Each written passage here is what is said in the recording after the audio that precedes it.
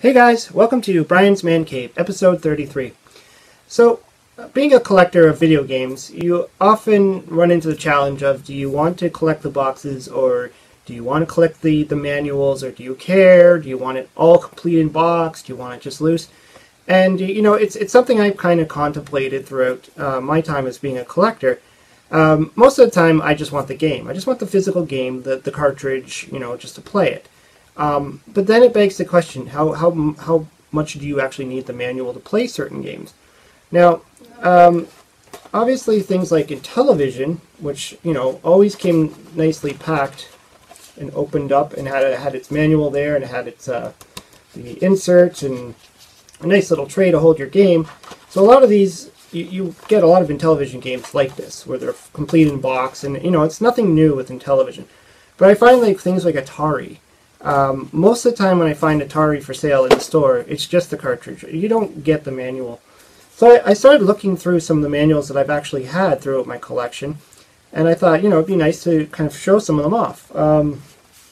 Because they're all interesting. Some of them, they're boring, and then others actually have a lot of great graphics in there, and some of them are really important to play the game.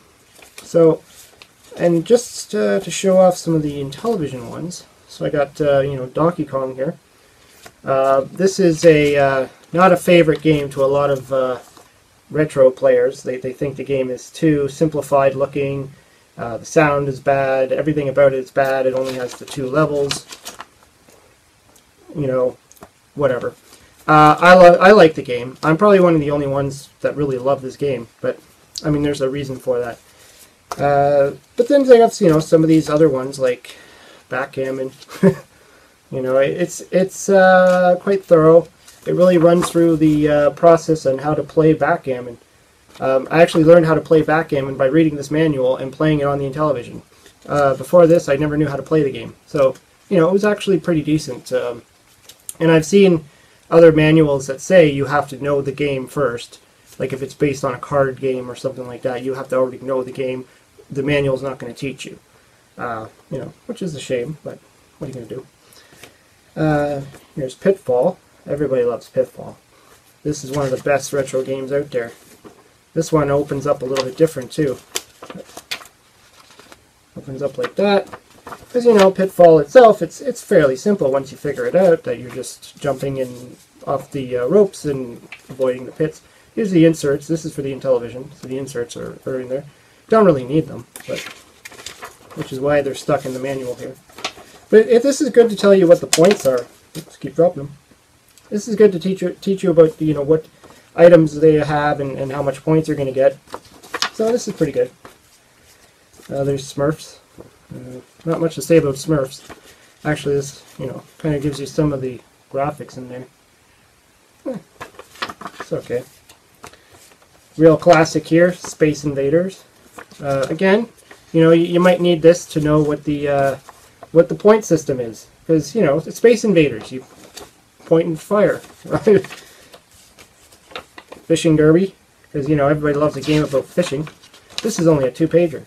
You know, just one, or actually just 1 page. You know, just kind of one thing. Not a lot to learn about this. You just drop your line in, you fish. Everybody's favorite, E.T. for the Atari. When I got this manual, I'm like, maybe I can actually figure this game out now. You know, and this was important because this is a good example of why certain games need manuals. If you didn't read this when you got this game back in the day, you did not know how to play E.T. If you play E.T. today without this manual, or watching a YouTube video on somebody who's teaching you how to play it, you don't know what to do. So this is actually pretty important. And this is a lot of the feedback what people say about when people talk about E.T., they're saying, you know, the game sucks or whatever. It's like, no, read the manual. It doesn't suck. You just didn't read the manual. Or it sucks and you didn't read the manual. Berserk. A lot of people like this game. This is, you know, and I'm finding a lot of times the artwork inside, they're not necessarily the actual gameplay, but more of an artist rendition of them, which is pretty neat. And finally, for the Atari section, I was just going to show this one, Sword Quest. Now, again, this is another one of these manuals, or sorry, games where you actually need the manual to understand what all these items are. I mean, look at that. Like, you're going to see all these items, you're not going to know what they do. And the funny thing about this game is it came with a comic book at the same, you know, in the box, fully rendered comic book. And you needed this for clues to actually complete the game. The Sword Quest series, all of them, there's a bunch of them, Water Worlds, Fire Worlds. There's even one that never got made. There's a whole history behind this game. If you want to learn about it, I'd look it up. But, I mean, it's basically people had to complete the quests, and then they were entered into a draw to win something. I didn't play Atari back in the day, so I didn't know about this, but, you know, kind of an interesting concept. And then rounding out the rest of, well, my Atari section, I just grabbed this one because it's neat. And that's Centipede for the Atari 7800. You know, again, this is nothing interesting really in there. It just gives you the points. Like, and this is another one of those foldouts. Not bad though. I mean, for what it is. Then we have a few Intellivision ones here. I don't know what happened to this one. Looks like someone was chewing on it. Maybe whoever I got this from, their dog got into it or something. That, or someone just got really mad and just took a bite of the manual for when, I don't know. There's an example of a rendering, not an actual screenshot of a real TV screen. But I mean, that's pretty close to how the game looks. Not bad. Mousetrap. I love this game on the Atari. You see on the inside someone's, I guess, stapled the insert there. Weird. Also came with this thing, which is kind of like a leaflet to advertise all the other games you can get. I don't know. Inserts. And rounding out that one, we have, I found my Sega Master System. This is actually going to help me because I have all those Sega games that I pulled out of storage, and I forgot I had these. These aren't really impressive in any way. It's all mono blue color. It looks like it was all done on a photocopier. I mean, the quality of these are not good at all.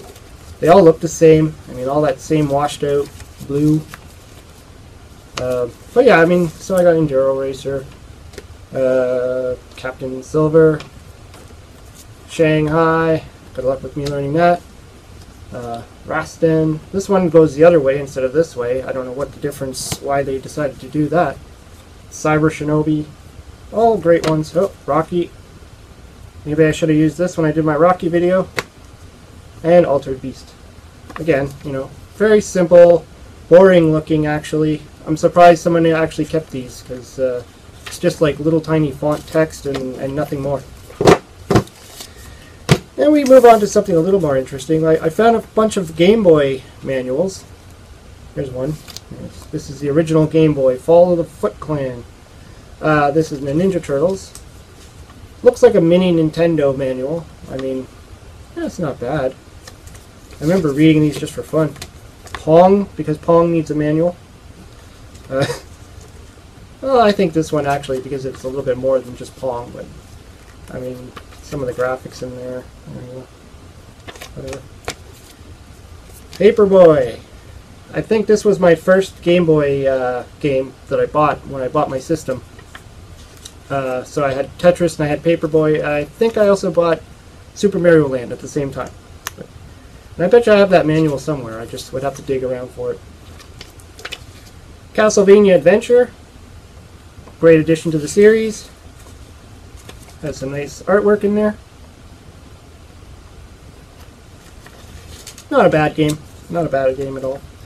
And Chase HQ. I love this in the arcade, so when I found out it had a Game Boy game, I just had to have it. Yeah. Chase HQ. And of course, can't have Game Boy without having a few Nintendo manuals. Now these ones are always nicely colored. They always had the you know, the great graphics inside. Tell you what everything does. This is Castlevania 3.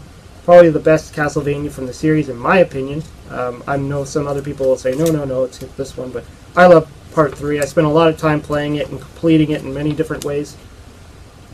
Those just look cool. again, more Ninja Turtles. This game's quite hard. I spent a lot of time playing this game. Again, I don't know if I really needed the manual. I probably never even looked at this. I probably just popped it into my Nintendo. Another thing is, a lot of games have tutorials on how to play it throughout the game, so you don't even need the manual half the time. Rad Racer 2. I just bought this because I thought it would be a cool racing game. It's not bad. I mean, for a Nintendo game. But I like it better than the original Rad Racer. Robocop, because Robocop is cool. Again, I don't think I really used the manual much. It's a nice shot. Black and white manual, not a lot of impressive pictures in here. I think they could have done a better job. Legacy of the Wizard. Now, I was looking for this game. I think I have it somewhere, but I must have it if I have the manual. I don't know why I would have the manual if I don't have the game. So I'm gonna have to hunt because it looks pretty interesting. It looks like a Zelda-style game. So I must have stashed it somewhere, probably in a box somewhere else. And the final one is Exodus Ultima.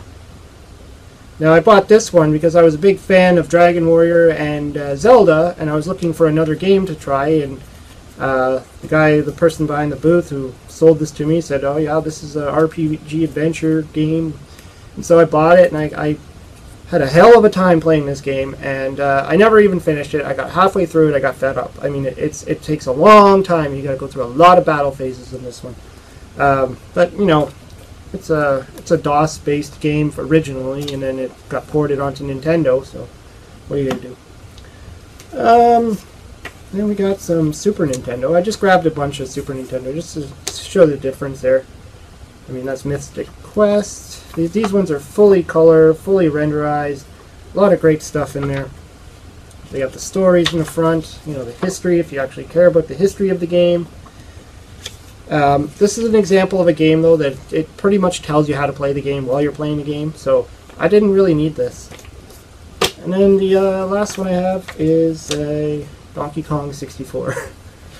I don't even know why I kept this one either. I mean, it's great artwork. It's Donkey Kong. It's Nintendo 64. I mean, the manuals look the same as you know, one's 64, the other one's Super Nintendo, so I guess they like this format. And, you know, I guess they had to change it when the Wii came out, or the GameCube and all the rest of them. They had to change it because of the sizing of the packaging and all that stuff. But, I mean, otherwise, you know, not a bad book. And I guess I've shown this one before. This is the last one I'm going to show you is probably the rarest one I have, and that would be the Chase the Chuck Wagon. And that's an Atari 2600 game. This is just printed on a piece of paper. It looks like a photocopy, but it's not. This is how it came. You had to mail order this by sending in UPC codes from the Purina dog food of the day, or whatever. But yeah, I mean, this is a really rare one to find with the cartridge. Whoopsie, cartridge. Anyways, yeah. So I just wanted to show off some of these manuals and just kind of have a little talk about manuals. But I'd be curious to know what you think about the whole having manuals. Or do you even care? Do you think they're important? Do you think they're needed? Do you collect them? Would you pay money for them? Leave comments below. It'd be interesting to know. Anyways, hope you liked the video. Hope you subscribe. Talk to you later.